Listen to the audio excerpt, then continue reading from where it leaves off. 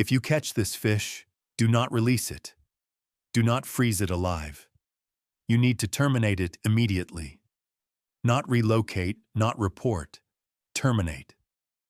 The creature they were describing has a long, serpentine body, a massive mouth filled with what officials disturbingly call shiny teeth, and eyes that sit forward on its skull like a predator that knows exactly what it's hunting. But what makes this animal truly terrifying isn't what it does in the water. It's what it does when it decides to leave. This is the story of an invasion that science said couldn't happen, a creature that breaks every rule of biology, and a nightmare that has already breached containment. And based on the data now emerging from the swamps of the American South, these things are doing something in our waters that nobody ever expected. The day everything changed. It was a quiet October afternoon in September 2019. The air was cooling down in Gwinnett County, Georgia. The leaves had just started to turn golden. An angler was casting for bass in Osum Creek, expecting the familiar fight of a largemouth, maybe a stray catfish. Just a relaxing day by the water. When his line went tight, he felt the weight immediately. But something was wrong. The fish wasn't fighting like any bass he'd ever caught.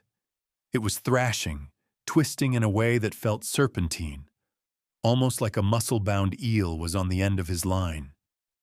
When he finally hauled it onto the bank, he froze. It looked like a snake, but it had fins. It had a mouthful of razor-sharp teeth and scales patterned like a python. The eyes were what really got to him. They were set forward, focused, almost predatory in a way that fish simply shouldn't look. This was the Northern Snakehead, the first confirmed sighting in Georgia, and it sent a shockwave through every wildlife agency in the state. You have to understand what this meant. For years, officials had believed that natural barriers and distance from northern populations would keep Georgia safe. That hope died on that muddy bank.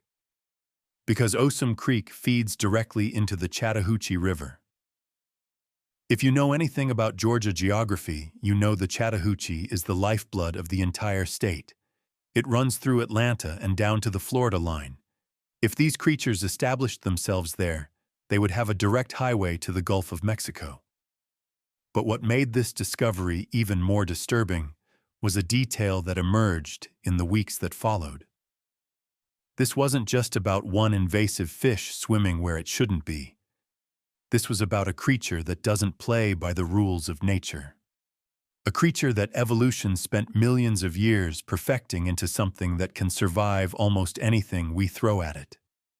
Evolution's perfect killing machine. Let's be clear about something. Calling the Northern Snakehead a fish feels like an understatement. It's more like a biological tank designed by nature to be completely unstoppable. Its most famous ability is one that sounds like science fiction. This fish can breathe air. While most fish rely entirely on gills and suffocate when water oxygen drops, the snakehead possesses what's called a suprabranchial organ, a labyrinth of chambers that functions like a primitive lung. It can surface, gulp air, and keep hunting while every other fish in the pond is dying around it. But breathing air is just the beginning. This creature can leave the water entirely. It doesn't flop helplessly like a fish out of water.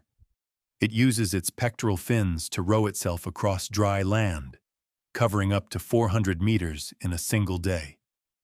That's a quarter of a mile. Imagine you have a perfectly sealed pond. You think your fish are safe. But if there's a snakehead in the ditch down the road, it can literally crawl across your lawn, slide under your fence, and slip into your water. Once it arrives, it becomes the apex predator.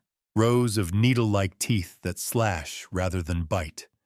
An appetite so voracious that it will eat until its stomach is visibly distended.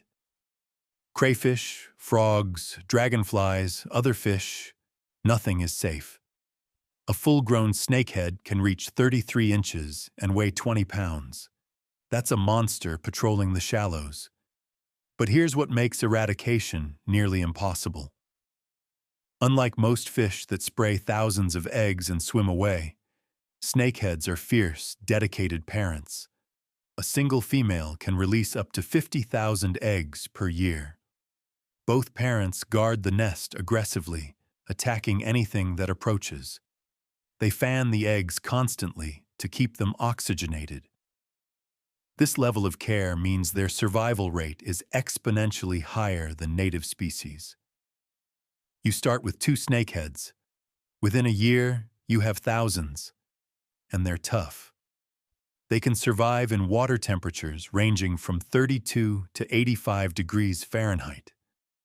In Virginia, snakeheads were found frozen solid in ice. During winter, when the ice thawed, they just swam away. You can't starve them, you can't suffocate them, and you can't freeze them.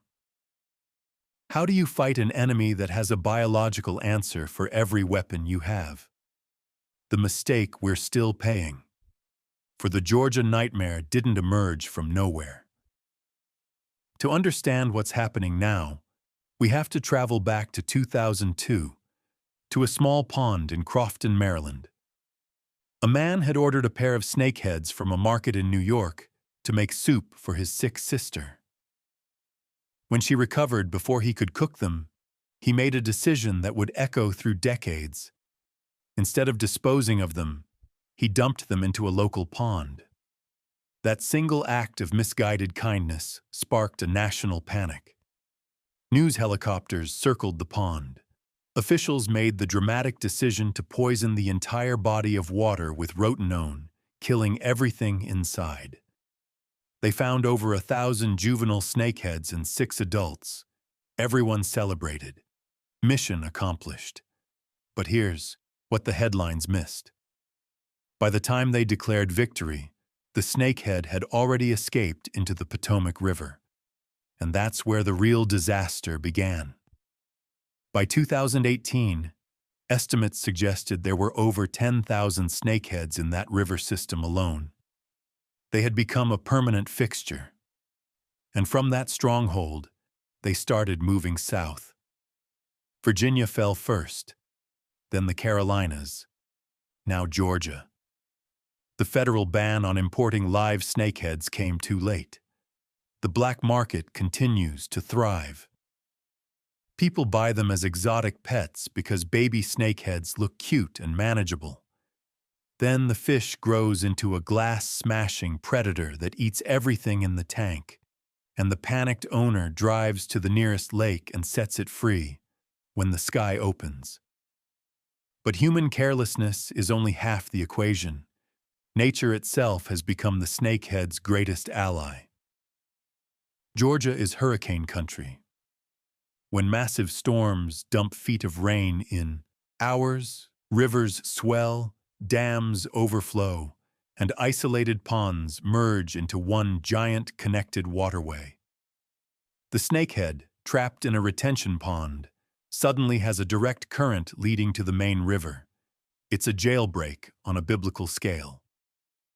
Scientists suspect that the rapid spread into Georgia's coastal basins was accelerated by major storm events.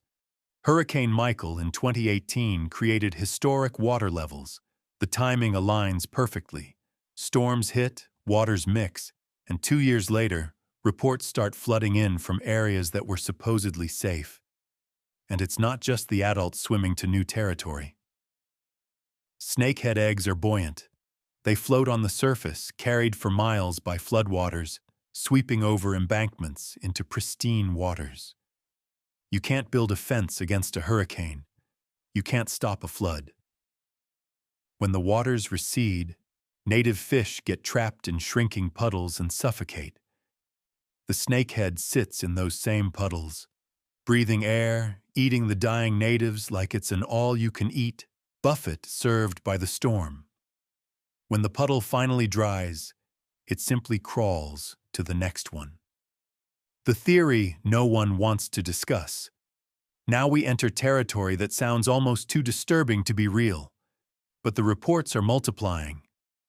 Anglers in the invasion zone have witnessed something that defies conventional understanding of fish behavior. Large schools of adult snakeheads moving in formation. Not random clusters, but tactical lines. Top predators don't school. They compete. They attack each other. But snakeheads seem to tolerate each other's presence in ways that suggest something resembling social intelligence. Some researchers are quietly discussing pack hunting. The theory suggests snakeheads may use chemical signals to alert others when prey is trapped. One fish finds a school of bass in a cove. Instead of feeding alone, it releases pheromones. Suddenly, 20 snakeheads descend on the location in a coordinated feeding frenzy. There are reports of snakeheads testing fences, repeatedly ramming the same weak point in a barrier. A random fish jumps randomly. An animal that tests a perimeter implies something far more unsettling: problem solving. The war we may have already lost here is the truth that nobody wants to admit. Every expert who looks at this invasion knows what's coming. The containment strategies are failing. The biological weapons we've developed are outmatched by an organism that has spent millions of years evolving to survive exactly these kinds of challenges. For every snakehead we catch, dozens remain hidden in the mud, breathing air, waiting. They're watching their prey suffocate while they thrive. They're walking between waterways we thought were isolated. They're potentially communicating in ways we don't understand. The Gwinnett County discovery wasn't the beginning of an invasion. It was confirmation that the invasion had already succeeded. We're not fighting to contain them anymore. We're learning to live with them. The question now isn't whether the snakehead will spread further. The question is whether anything we do can slow them down.